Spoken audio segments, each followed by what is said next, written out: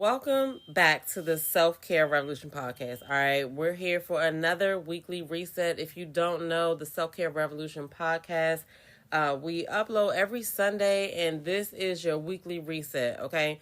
Because every day should be a self-care day, because self-care matters every day. But we have kind of been just focused on self-care days, and no, self-care is maintenance, okay? I'm your host, Damita, and we're about to get into it because over here we're always talking about how we can take better care of ourselves, okay?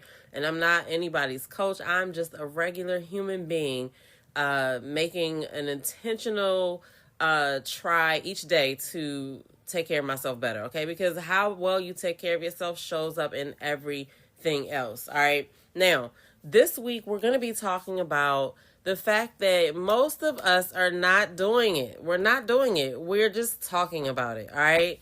And that's including me. I've been there, all right? So, listen, this is going to be one of those transparent episodes, okay? So you are not doing it. You are just talking about it, my friend. The question I want to ask you to get this discussion started is, do you have a legit record of your consistency in the things that you say you want to do? Right? That could be a workout, that could be a diet, that could be, maybe it's a hobby you said you were going to start. But the question I want you to answer for yourself is, do you have a legit record of you showing up? Okay, not a memory of you trying, not I've been meaning to, an actual track record. Because the truth is, if somebody wasn't consistent with movement, right, it usually shows up in how their body feels, and how their body functions, and also how their body looks. That's not judgment. That is just like real life. That's cause and effect. All right. Our body keeps honest score of whether we're tracking, of what's going on, whether we're tracking whether we're tracking it or not. Our body's going to keep that score.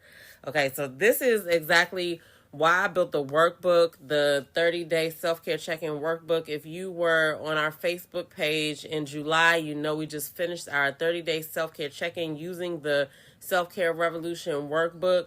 All right, and you want to, like, some people are like, okay, why a workbook? Okay, it's a one-page workbook you can use digitally, or you can print it out and write on it. But I built that workbook for myself because, and the reason why I did it like I did it was because I used to be the number one fucking procrastinator that I know, okay?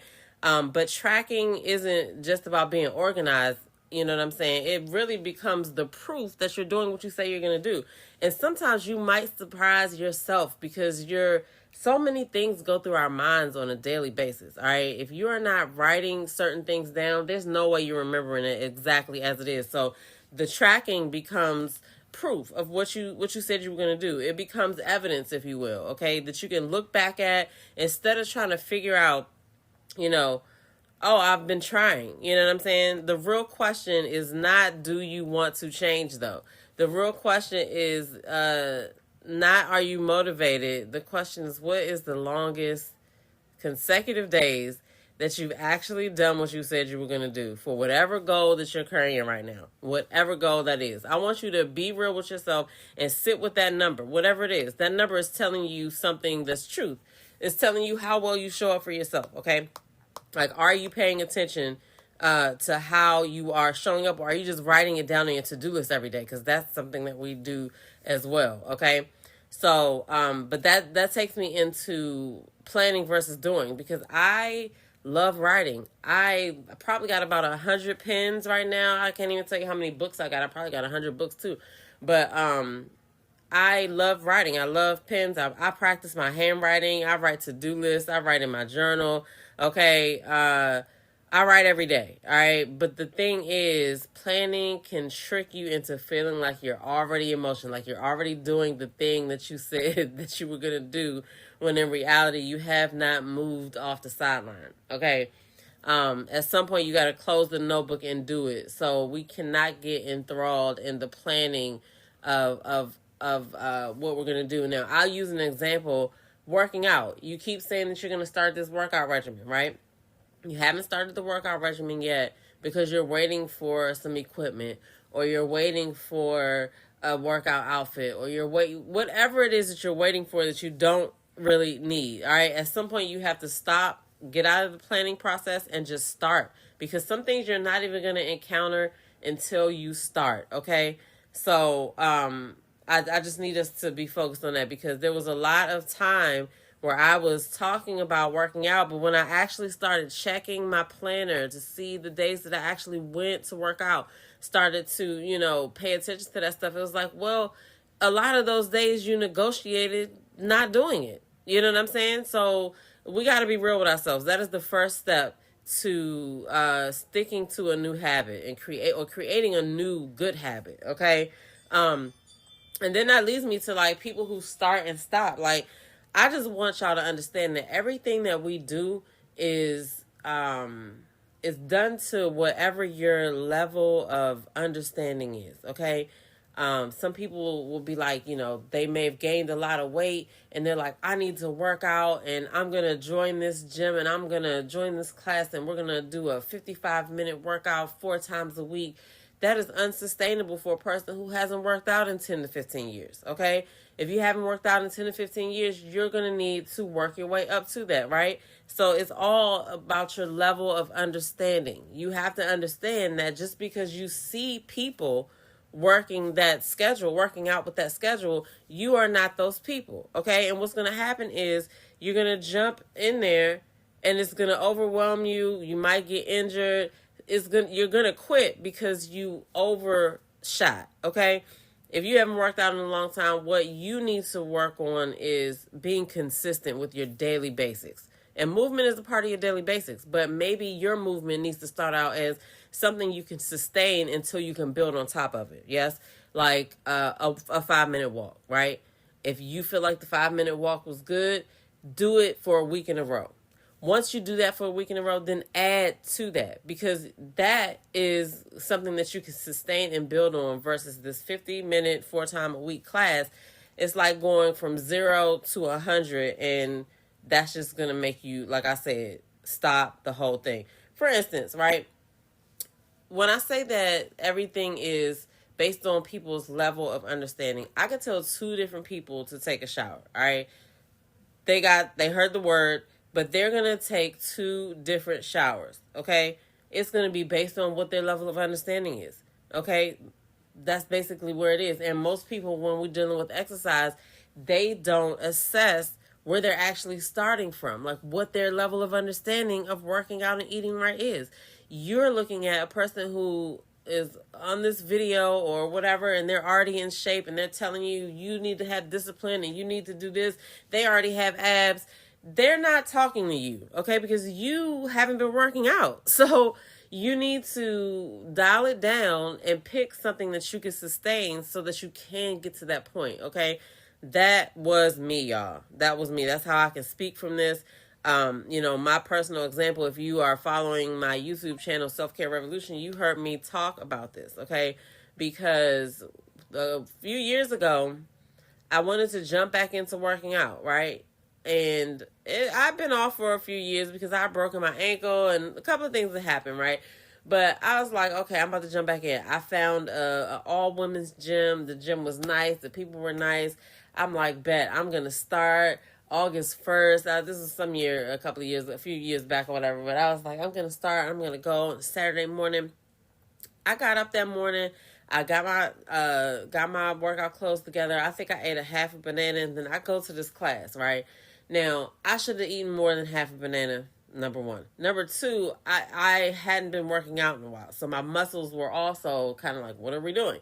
Because when I got there, they had 5 exercises on this little chalkboard in the front of the room. And it was like, do 20 of these, 30 of these, 40 of these, 50 of these. And so I was like, oh, these are easy.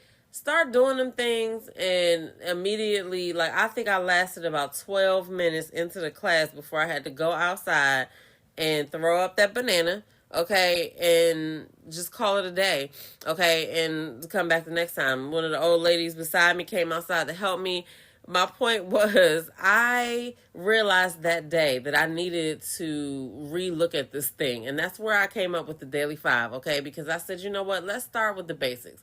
Let me just accept the fact that I'm not where I thought I was, okay? However, I can still do something. So let's see. We're going to focus on the Daily Five, which is, have we hydrated, right? What are we eating? All right, what are we going to do for movement that we can sustain consistently? How's our sleep and our prayer and reflection life, right? Like these things all kind of like make you who you are, whoever you show up to be, how well you took care of those things that I just listed.